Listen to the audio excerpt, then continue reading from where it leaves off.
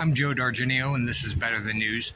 On January 13th, 2023, President Biden appointed 8 people to the National Science Board, and that probably went unnoticed by most of the modern media. So here I'm going to take a look, and the National Science Board is appointed, not elected. It's not even confirmed by Congress. So they're going to advise the president and Congress on matters as it relates to science. That could influence policy, law, especially as it pertains to things like law enforcement. It may include things like subsidies or tax credits. So there's a lot here that may represent a potential conflict of interest, and so I'm going to take a look. Here's what I found. This is a whitehouse.gov briefing room statement announcing President Biden making some appointments to particularly the National Science Board. That's all we're going to see on this list. Now, the first thing you have to ask yourself is, who is the National Science Board? And of course they address that right here. The role, it seems, the way they've worded it, first it establishes policies within the organization applicable to the national policies. In this capacity, the board identifies issues that are critical to the future and approves their strategic budget directions and the annual budget submission. So somehow it's first that they're focusing on their budget and approving new major programs and awards and so forth.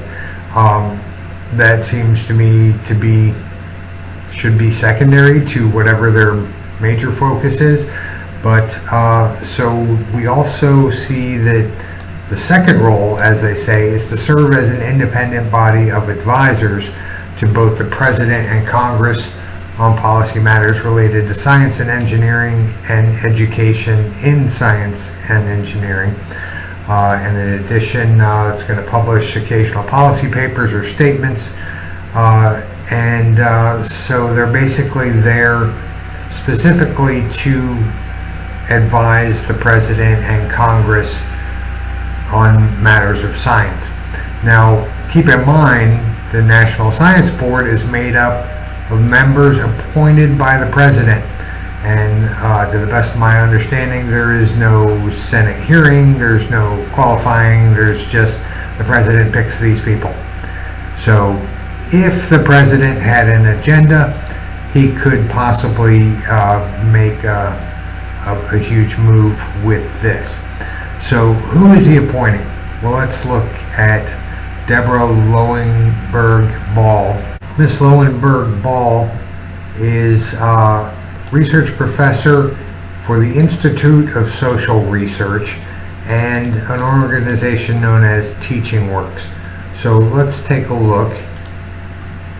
And of course, they're studying the politics as it plays in a social role. They're looking at political and social research, population studies, sociology, economics, public health, biostatistics, group dynamics, social decision making, prejudice, social relations and attitudes. And so basically they're studying all the ways we interact. And what I'd like to make note of in this regard is that this is the kind of information that can be used to control a population. I'm not going to mince my words on that. Now also too, this other organization, Teaching Works, this is definitely loaded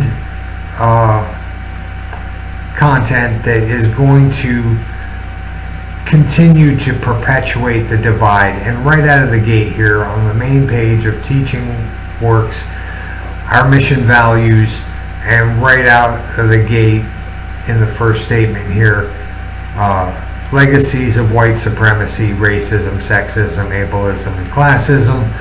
And while I'm not going to deny that these sorts of things exist, I think in the modern world with the common man, these things are really a thing of the past. And while we should not ignore history, I think making decisions based on legacies of white supremacy, I think that continues the division. So let's go back to the list and look at Vicki Chandler. Now, right out of the gate, when I started doing my homework on her, she immediately pops up as someone, right here, plant biologist, genetics society, biological science. So I looked really closely at this one, and what I found is that she was involved in lots of research regarding corn, where they're calling in a lot of places maize, maize genome sequencing. Okay, well, what large company is using information about corn gene sequencing?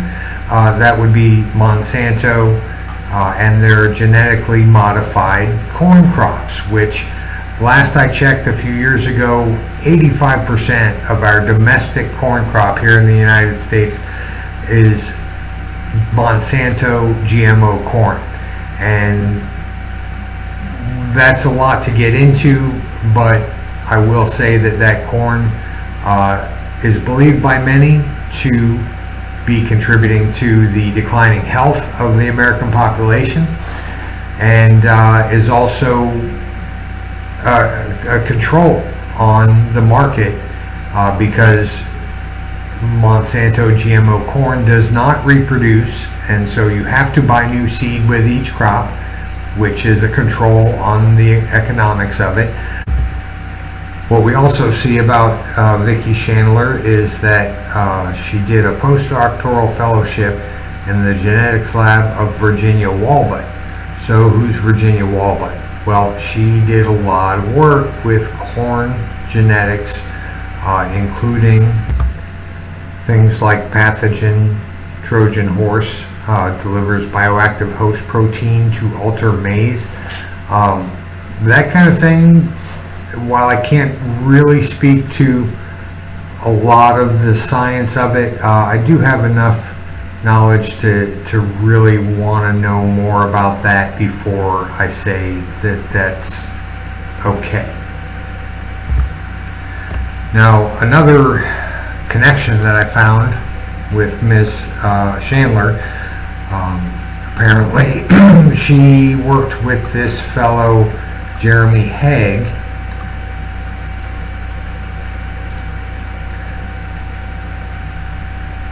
postdoctoral researcher with Vicki Chandler,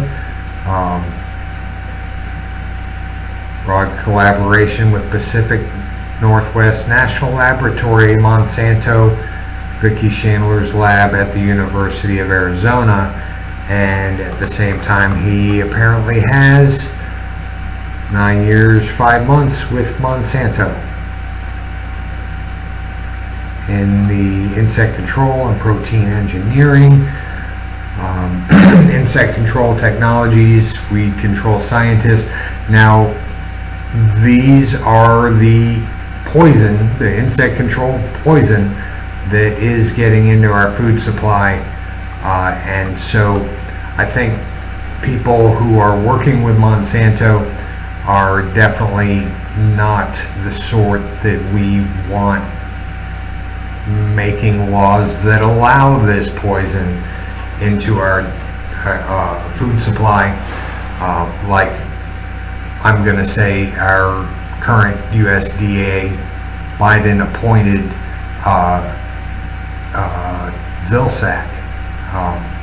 He's known as Mr. Monsanto, and so I'm pretty sure he's going to be allowing Monsanto to use and market whatever products they want him to allow.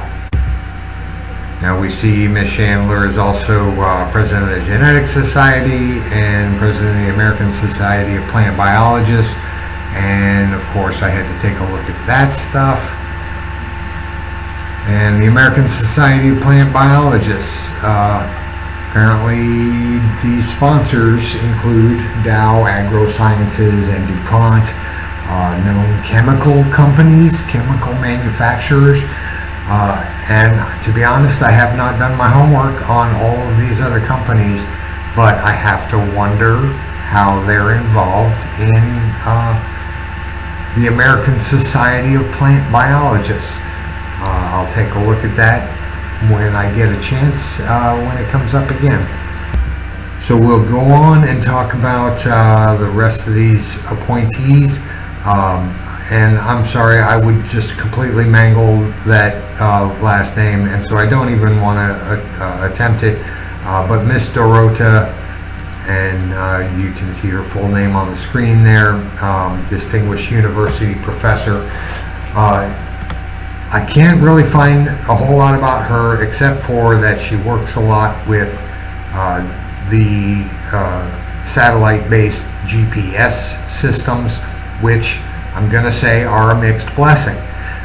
Don't get me wrong, they have substantial use and benefit on both personal level and on an industrial level. However, they can potentially become a tool to be misused. And in fact, there are bills trying to be passed in Congress actively to allow law enforcement to use this sort of technology in their investigations, which again, a double-edged sword that can be misused. As we know, law enforcement can be misused. Marvi and Matos Rodriguez, what I stopped looking when I found was that she was working with Boeing, I believe in their safety department, and we know that the aircraft industry is a major industry, as is their customer, largely the airline industry. Hundreds of millions of dollars in that industry. There is certainly some potential that it could be a conflict of interest. So we would want to watch for her input. Now we'll go on to Kevin G. Stason, another appointee of the National Science Board. Now, right out of the gate, I was impressed by his apparent endeavors, and I appreciate his work in astronomy and astrophysics, being a topic that I enjoy myself. Now, I had to look further just to make sure that I wasn't missing anything, and sure enough, this Mr. Stason does have a son with autism, and bless them both. Not saying anything critical or negative about those with autism, but what I am very concerned with is the causes of autism, which there are many people who would say that the exponential rise in autism rates is very closely related to the battery of vaccines that a newborn gets within the first week of life now, whereas many years ago we had a small handful of vaccines that most people got, the MMR series and polio most notably. Well, now that number of vaccines within the first week of birth is much higher, and many people are associating that with autism. And I don't believe there's an effort to explore the cause of this increase, but it does seem that many organizations now are trying to, I'm going to say, tap into that resource that people with autism are. They're people that would otherwise be in the labor force. They're people that may otherwise be making contributions in science. Now, Mr. Stason obviously has helped his son in particular make a contribution in science, and I applaud them both for that. That's great parenting and a great effort, and has resulted great results. If you look into their story, there is significant achievement there, and I applaud them for that. But again, what I'm addressing is the rise in autism rates, and that it really, I believe that it may have a lot of very questionable elements, and I'll look into that in another video. But I did want to address that this new appointee to the National Science Foundation Board has that influence to his potential contribution. Miss Merlin Theodore, new appointee to the National Science Board, apparently works with Oak Ridge National Laboratory, and we'll look at that. And also an advisor coordinator for Universal Technology Corporation, located at Wright-Patterson Air Force Base. And for anybody that hasn't heard, Wright-Patterson Air Force Base was the location of what appears to be a encounter with, I'm going to use the term extraterrestrial, some unknown entity was involved with some sort of incident at Wright Air Force. Now, I'm not going to make any assertions there, but if you do your homework, you'll find some interesting activity there, or at least reports of some interesting activity. And for there to be a Universal Technology Corporation located at a place that's known to some just like Roswell, New Mexico, you might be curious. Now, of course, I had to take a look at Universal Technology Corporation, and as it turns out, they have changed their name to Arctos. So we'll look at Arctos, and they have significant scientific endeavors here. Very interested to know what they're up to. So I have to wonder what the motivation is to put Miss Theodore on this board, and I'm also interested to see what comes out of it. So we'll go on to talk about Wanda Elaine Ward. I again stopped looking when I found that she was involved with something known as Gender Summit Africa 5. Look, I understand that there are social concerns here. I think that this is probably an indication of the kind of advice we're going to see coming from this member of the National Science Board. So we have last on the list Beverly A. Watford, new appointee to the National Science Board. Now with a simple Google search, we come up with, I found this video that she apparently is behind. Equity and engagement, diversity, equality versus equity, sort of, shall we say, social engineering that is part of the construct that is created by a lot of media. I have to wonder what sort of advice we're going to see out of Ms. Watford.